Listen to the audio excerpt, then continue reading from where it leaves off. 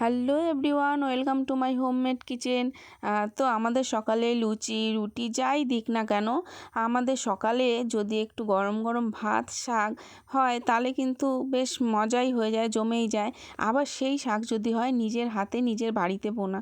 তো দেখো আমাদের বাড়িতেও কিছু বেতো শাক লাগিয়েছিলাম, শাকগুলো বেশ বড় বড়ই হয়েছে। ওখান থেকে কিছুটা শাক আমি তুলে নিয়েছি, তুলে এবার ভালো করে ধুয়ে পরিষ্কার করে নেব যেন কোনো বালি ময়লা না থাকে। আর শাক তো একটু মাটি থাকা স্বাভাবিক, তো সেটাকে ভালো করে পরিষ্কার করে ধুয়ে নিতে হবে। দেখো সাথে নিয়ে নিয়েছিলাম কিছুটা বেগুন, সিম আর আলু, আর দুটো তিনটে কাঁচা লঙ্কা চেরা দিয়ে কড়াতে দিয়ে দিলাম তেল ছাড়া, দিয়ে একটু লবণ দিলাম আর একটু সামান্য জল দিয়ে ঢেকে দেবো যতক্ষণ পর্যন্ত সিদ্ধ না হয়।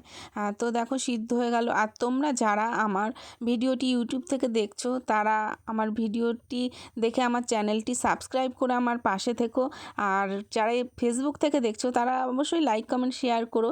এবার দেখো আমার সবজিগুলো মোটামুটি সিদ্ধ হয়ে গেছে, তখন দিয়ে দেবো শাকগুলো।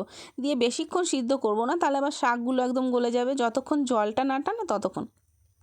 শাকের জলগুলো বেরিয়ে গেছে। এখন শাকটা দেখো মোটামুটি সব সবজিগুলো ভালোই সিদ্ধ হয়ে গেছে। এবার সবজিগুলোকে আমি ভালো করে মিশিয়ে ওর মধ্যে দিয়ে দেবো সামান্য কিছুটা। দেখো সিদ্ধ হয়ে গেছে। আলুগুলো আমি একটু ঘেটে দেখলাম যে নরম হয়েছে কিনা, নরম হয়েই গেছে। এখন ওর মধ্যে দিয়ে দেবো আমি পরিমাণ মতন হলুদ গুঁড়ো। দেখো ঘেটে নিলাম, হলুদ গুঁড়ো দিয়ে দেবো সামান্য একটু জিরে গুঁড়ো। আর লবণ তো দিয়েছি স্বাদ মতো, পরে আবার যদি লাগে পরে দেখা যাবে। এবার সব কিছু দিয়ে ভালো করে নাড়াচাড়া করে নেবো জলটা টানা পর্যন্ত। এবার জলটা মোটামুটি টেনে আসলে আমি সবজিগুলো নামিয়ে নেব অন্য পাত্রে। দেখো জলটাও টেনে গেছে, টেনে যাওয়ার পর এখন সবজিগুলোও আমি অন্য পাত্রে নামিয়ে নেব। নামিয়ে নেওয়ার পরে কড়াটা ধুয়ে আবার সেই কড়াটা বসিয়ে দেবো, দিয়ে দেবো তেল। আর বেশ কিছুটা অনেকটা পরিমাণেই কালো জিরে কিন্তু আমাদের শরীরের পক্ষে অনেক উপকারী। তো কালো জিরা শাকে দিলে শাকের একটা আলাদাই ফ্লেভার। যারা পেঁয়াজ রসুন খায় না তারা কিন্তু এমন করে একদিন বাড়িতে ট্রাই করতে পারো, একদম নিরামিষ পদ্ধতিতে। তো দেখো দুটো শুকনো লঙ্কাও আমি ভেজে নামিয়ে নিয়েছি আর দিয়ে দিলাম বেশ অনেকটা পরিমাণে কালো জিরেগুলো ভালো করে ভেজে নিয়ে দিয়ে দেবো ওই সিদ্ধ করে রাখা শাক সবজি সব একসাথে দিয়ে কড়াতে ভালো করে নেড়ে চেড়ে ভেজে নিতে হবে।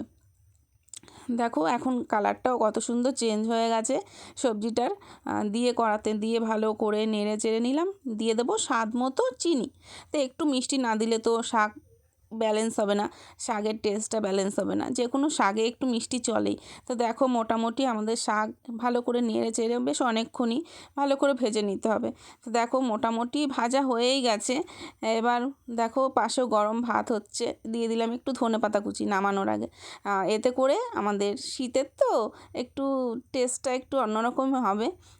তোমরা এরকম করে একদিন কারা কারা শাকে ধনেপাতা দিয়ে খাও আমাকে কমেন্ট করে জানিও। তা আমার কিন্তু শাকে একটু ধনেপাতা দিলে মনে হয় একটু আলাদাই টেস্ট আসে। তো দেখো আমাদের শাকটা মোটামুটি রেডি হয়ে গেছে।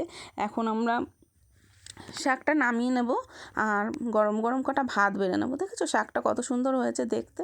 এবার গরম গরম কিছুটা ভাত বেড়ে নেব থালায়, আর নিয়ে নেব শাক আর সাথে শুকনো লঙ্কা ভাজা। ওফ, অমৃত! তোমরা একদিন ট্রাই করো। বাই, দেখা হচ্ছে অন্য ভিডিওতে।